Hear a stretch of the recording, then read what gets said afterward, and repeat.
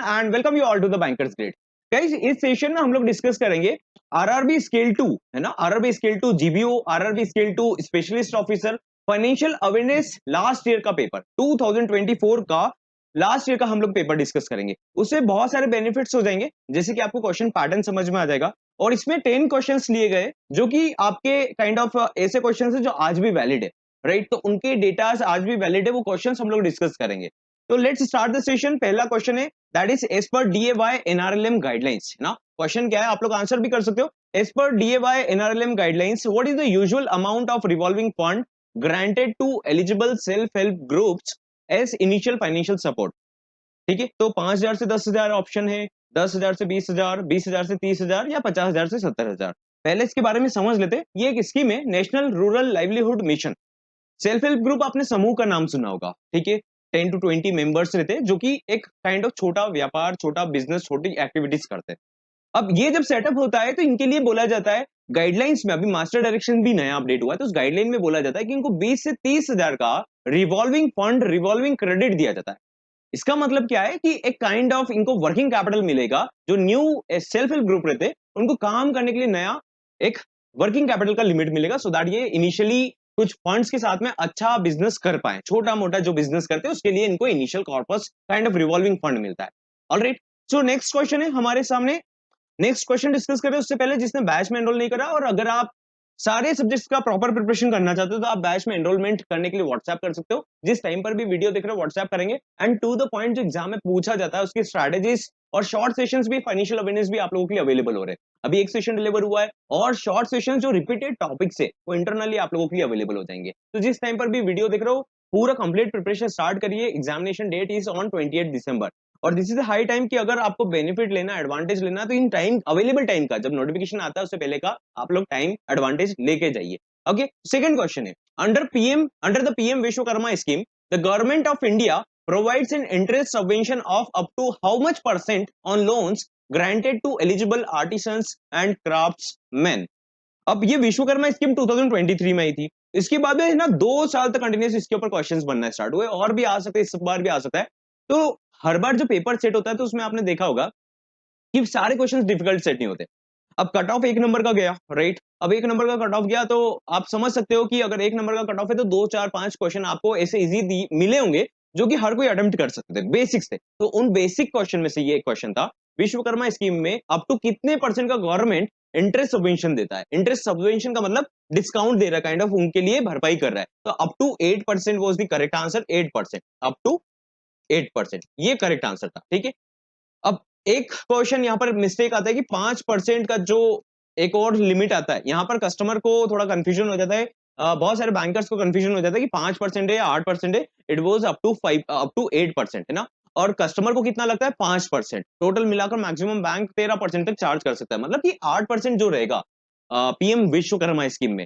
Vishwakarma scheme किसको दिया जाता है? जो फैमिली बेस्ड ट्रेड्स का काम करते हैं, उन ट्रेड्स के लिए वो काम कर सके तो उनको स्किल डेवलपमेंट मिलता है। अब स्किल डेवलपमेंट में मिलता है, उनको अमाउंट मिलता है, ट्रेनिंग मिलता है, ठीक है। उसके साथ में लोन भी मिलता है। जो लोन मिलता है उसमें रिपेमेंट पीरियड सबका अलग अलग है, हमने इंटरनली डिस्कस भी करा है उसके बारे में। बट जो इंटरेस्ट का कैप रखा गया है वो उनके लिए 5% का है, और गवर्नमेंट इसमें 8% देगा, अप टू 8%, है ना, अप टू 8% गवर्नमेंट देगा। तो ठीक है, दोनों क्वेश्चन बहुत डिफरेंट होता है कि कस्टमर को कितना परसेंटेज पड़ेगा, तो इट वॉज 5%, और गवर्नमेंट कितना इंटरेस्ट सबवेंशन दे रहा है ना, काइंड ऑफ सब्सिडी दे रहा है, ऐसा समझ लीजिए। तो up to 8% was the right answer. ऐसे हम और क्वेश्चंस भी डिस्कस करेंगे। अगर आपको सेशन पसंद आता है तो do let us know, so that कि आप लोगों के लिए और सेशंस ऐसे कराए जाए, क्योंकि आप लोग शायद भटक कर प्रिपरेशन करने लग जाए कि आरआरबी में ये आता होगा, वो आता होगा, पीओ जैसा पढ़ने लग जाओ, कुछ भी पढ़ने लग जाओ, लेंदी डेटा। बट आपकी एग्जाम में कुछ पॉइंट्स आते हैं जिनके ऊपर आप शायद अटेंशन लाएंगे, नॉट जस्ट लाइक पीडीएफ देखने से आपका भी यहाँ पर भी हो जाएगा, बट स्टिल आप एक बार अटेंशन लाएंगे तो आप लोगों का लर्निंग एग्जाम के ओरिएंटेड हो सकता है ना। अटेंशन लाओगे तो आप उसके बारे में सोचेंगे, विश्वकर्मा स्कीम के बारे में आप थोड़े और पॉइंट्स पढ़ेंगे, उसके अलावा आपका नया डेटा आएगा उसको भी देखेंगे, तो आप लोगों का तब जाकर प्रिपरेशन होगा। गवर्नमेंट स्कीम्स हम कवर कर चुके हैं ऑलरेडी, आप लोग कवर कर लीजिएगा इंटरनली।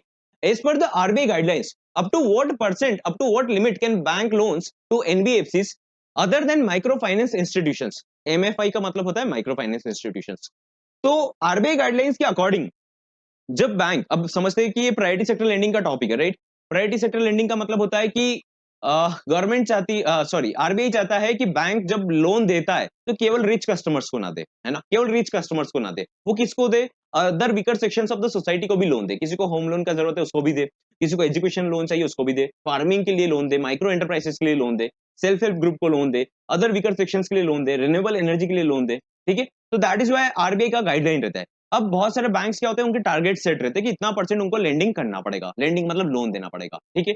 अब लोन देते टाइम बैंक तो खुद नहीं दे पाता है बहुत बार, तो वो क्या करता है, एनबीएफसी को लोन देता है, नॉन बैंकिंग फाइनेंशियल कंपनीज को लोन देता है, उनको लोन देगा, और उनको लोन देगा तो वो कहाँ काम करते हैं, माइक्रो फाइनेंस के लिए काम करते हैं, ठीक है। तो वहां से अपना पीएसएल का टारगेट को मेट कर लेता है। तो ऑन लेंडिंग का टारगेट जो बोला गया यहाँ पर, वो ये बोला गया कि अब बैंक ने पीएसएल के अंडर में बैंक ने लोन दे दिया एनबीएफसी को। अब एनबीएफसी भी ऐसा कर सकता है कि 1 करोड़ पर बोरोवर को दे दे, एक ही बोरोवर को पूरा लोन दे दे प्रायोरिटी सेक्टर में, तो ये ना हो, ये मैटर ना हो, है ना।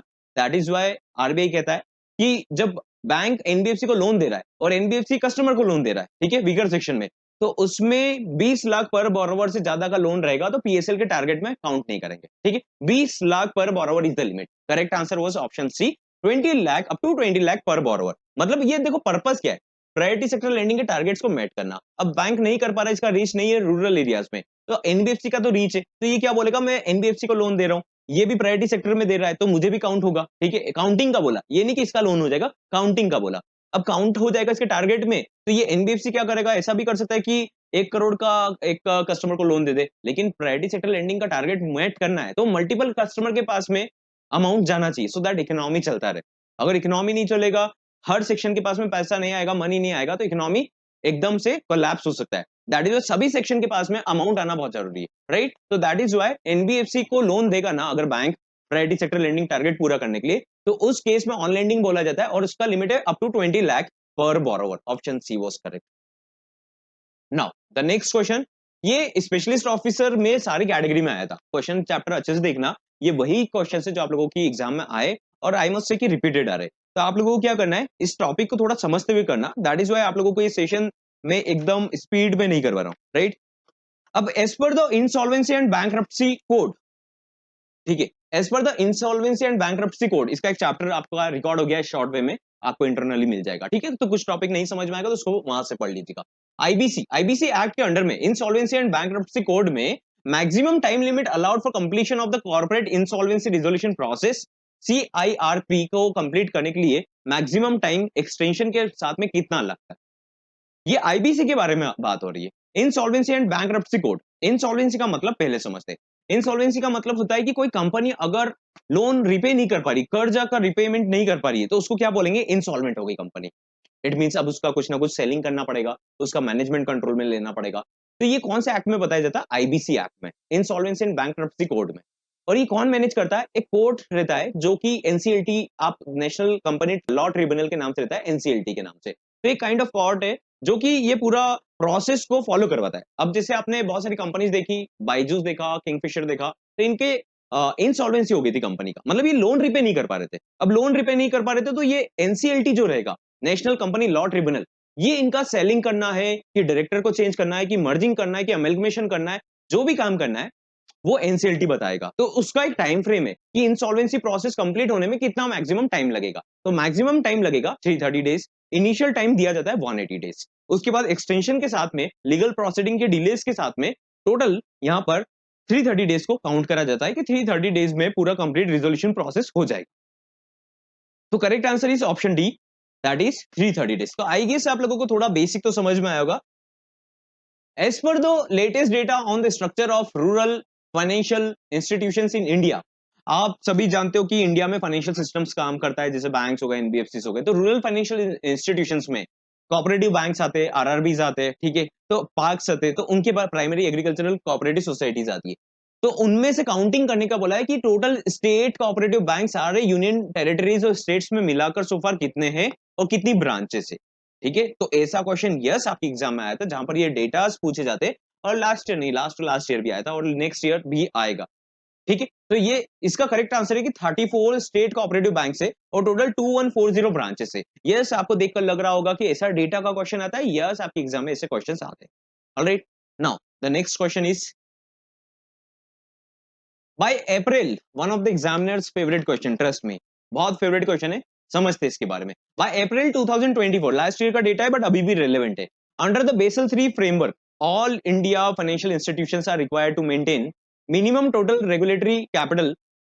What is the required percentage of total capital, CRAR, capital to risk weighted asset ratio? ठीक है, तो इसका टोटल कितना आएगा? ओके, तो क्वेश्चन से पहले मैं आपको थोड़ा डेटा समझा देता हूं। पहले बेसल 3 फ्रेमवर्क क्या काम करता है? बेसल 3 फ्रेमवर्क काम करता है कि बैंक जो डील करता है, ठीक है, बैंकिंग बिजनेस क्या होता है पहले समझते हैं। बैंकिंग बिजनेस होता है कि कस्टमर पैसा डिपॉजिट करेगा, मनी डिपॉजिट करेगा, उस डिपॉजिटेड मनी को बैंक रिस्क मैनेजमेंट के बाद में लोन देगा। जो डिफरेंस ऑफ परसेंटेज रहेगा दोनों के बीच में, जो डिपॉजिटर को हम देंगे परसेंटेज और जो हम परसेंटेज यहां से रिकवर करेंगे, उनके बीच में जो गैप रहेगा वो बैंक का प्रॉफिट बनेगा। बैंक कभी भी शेयर मार्केट के पैसे से, इन्वेस्टमेंट के पैसे से और इक्विटी के पैसे को यहाँ पर लेंडिंग नहीं करता है। लेंडिंग कहां से करेगा? बैंक डिपॉजिटर के पैसे को लेंड करेगा। ठीक है, अब जब लेंड करेगा तो आप सभी समझ सकते हो कि ये जो लेंड करा हुआ पैसा है, लोन दिया गया पैसा है, ये शायद रिकवर ना हो, तो ये डिपॉजिटर का मनी ब्लॉक हो सकता है। राइट, मनी कहां से जा रहा है? ये डिपॉजिटर का मनी है और इसको हमने लेंडिंग कर दिया। ठीक है, that is the banking business. उसके अलावा कुछ भी बिजनेस है, प्रॉफिट को भी हम लोग इन्वेस्ट इस तरीके से नहीं करेंगे। तो जब हम डिपॉजिट के मनी को यहां पर देने वाले, तो ये मनी हमारा जब ब्लॉक होगा तो डिपॉजिटर का मनी ब्लॉक हो जाएगा। दैट इज वाई बेसल के फ्रेमवर्क आते हैं। बेसल 3 फ्रेमवर्क बोलता है कि बैंक को एटलीस्ट 8% मेंटेन करना पड़ेगा। क्या मेंटेन करना पड़ेगा? जितना वो अमाउंट लोन दे रहा है ना, रिस्क वेटेड एसेट के अकॉर्डिंग, उसका 8% इनके पास में कैपिटल के फॉर्म में रखना पड़ेगा। कैपिटल के फॉर्म में क्यों रखते हैं? जैसे आपने देखा ना कि शेयर मार्केट से पैसा रेज करा, एडिशनल टीयर बॉन्ड में पैसा मनी रेज करा या फिर प्रॉफिट बनाया, तो ये जो मनी रहता है कैपिटल के फॉर्म में रखा है। तो आरबीआई बोलता है कि आप लोन तो दोगे, लेकिन आप खाली डिपॉजिटर के मनी को नहीं देंगे, आपको आपके पास में कैपिटल रखना पड़ेगा 8% रिस्क वेटेड एसेट के अकॉर्डिंग, उसके बाद में आप लोन दे पाएंगे, अदरवाइज आप लोन नहीं दे पाएंगे। राइट, तभी बैंक्स क्या करते हैं? मनी रेस करते हैं अपने कैपिटल में, कैपिटल रिक्वायरमेंट फुलफिल करते हैं। तो लास्ट ईयर क्या हुआ था कि बैंक्स तो फुलफिल करना स्टार्ट कर चुके थे कोविड के बाद से, लेकिन बैंक्स को बोला गया था ऑल इंडियन फाइनेंशियल इंस्टीट्यूशन, जैसे कि सिडबी हो गया, नेशनल हाउसिंग बैंक हो गए, तो जितने भी फाइनेंशियल इंस्टीट्यूशन है जो कि नॉन बैंक है, उनको भी अप्रैल ऑनवर्ड्स बेसल 3 फ्रेमवर्क में कुछ परसेंटेज कैपिटल का मेट करना था। ठीक है, तो उसका बोला गया था कि कितना परसेंट मेट करना है, तो परसेंटेज सेम था। आइए एक और बार समझते हैं इसको।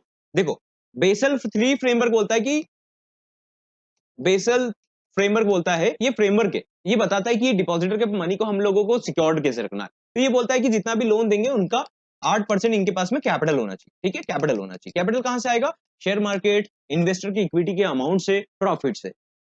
तो कैपिटल आ गया। ठीक है, इसको लेंड नहीं करेंगे, कैपिटल आ गया। तो ये बैंक को तो बोला था कि आपको भी मेट करना है, लेकिन अब बोला गया था ऑल इंडियन फाइनेंशियल इंस्टीट्यूशन, जैसे कि नेशनल हाउसिंग बैंक, सिडबी, ये जितने भी कंपनीज है ना, फाइनेंशियल इंस्टीट्यूशन है, उनको भी बोला था, नाबार्ड, इन सबको भी। ठीक है, तो इनको भी मेट करना था 8%। आरबीआई क्या बोलता है? ये तो बोलता है बेसल 3 फ्रेमवर्क, 3 फ्रेमवर्क। ठीक है, लेकिन आरबीआई बोलता है कि हम लोग कितना मेंटेन करेंगे? 9%। 8% तो बेसल 3 फ्रेमवर्क गाइडलाइन बोलती है कि इतना मेंटेन करेंगे तो बैंक और फाइनेंशियल कंपनीज डूबेंगे नहीं। ठीक है, लॉस में नहीं जाएंगे। लेकिन आरबीआई बोलता है कि हम 1% एक्स्ट्रा करेंगे। तो आरबीआई का क्वेश्चन जब भी आता है तो आपको क्या आंसर करना है? 9%। अगर बेसल का क्वेश्चन आता है कि बेसल 3 फ्रेमवर्क क्या बोलते हैं, तो उसमें आपको 8% करना है। तो लास्ट ईयर जो क्वेश्चन था वो 9% के ऊपर था कि कितना मेंटेन करना है इनको, तो इनको भी सेम करना है जितना बैंक मेंटेन करती है, इट इज 9%।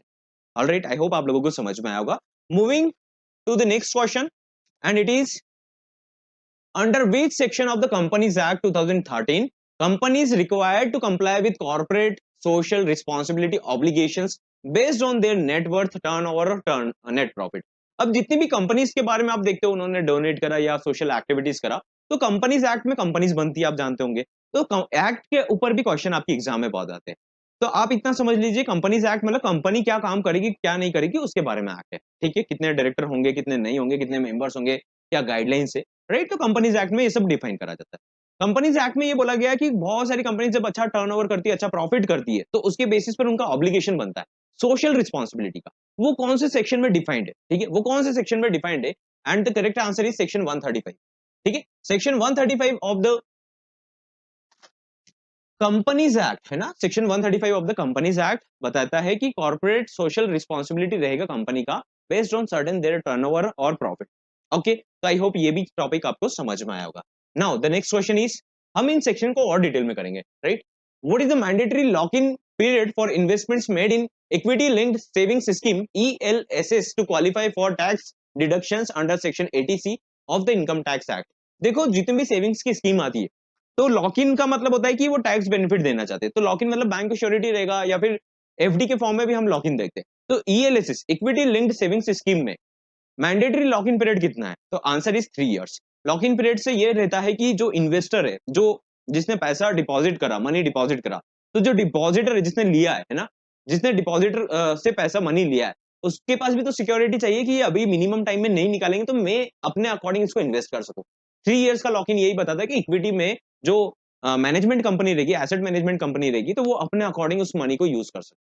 ऑलराइट, तो करेक्ट आंसर इज 3 इयर्स। तो यहां से भी क्वेश्चंस आते हैं, हम लोग और भी टॉपिक्स देखेंगे, ये जस्ट एक 10 क्वेश्चन का सेट है, लेकिन जस्ट बोलना भी थोड़ा गलत हो जाएगा। रीजन बिहाइंड दैट इज, जब तक आपको रियल कंटेंट्स मिलेंगे ही नहीं, आपको पता ही नहीं चलेगा कि आपको क्या पढ़ना है, राइट। तो ये टॉपिक को थोड़ा देखो, जो रिकॉर्डेड इंटरनल सेशन उनको गो थ्रू करो, और ये जितने भी टॉपिक्स हम डिस्कस कर रहे हैं ना, इनके शॉर्ट सेशंस आप लोगों के लिए अवेलेबल हो रहे हैं।